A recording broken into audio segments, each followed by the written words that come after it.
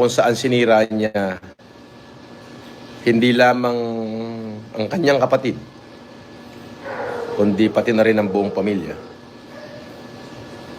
para sa kanyang ambisyon. Nalulungkot ako. Ayun yun. Kung tatanungin niyo ako kung may karapatan akong malungkot, malaki. Bakit?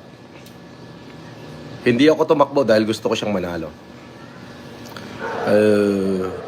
Bumitaw ako na halos paliwanagin ako ng Korte Suprema. O, para mapanood nyo, papanood ko sa inyo.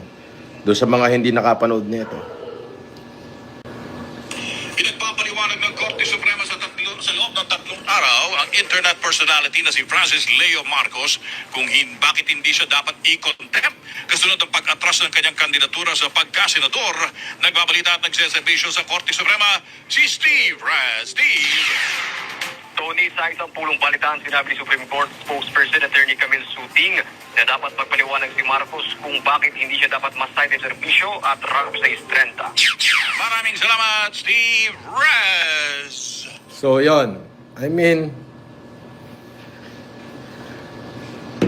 umatras ako just to secure na mananalo siya.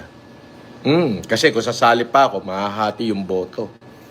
Aba, muntik na akong makontempt ng Supreme Court. Kaya lang, nagpaliwanag ako ron ng maayos. O, sumagot ako, sinokos ako ng Korte Suprema natin.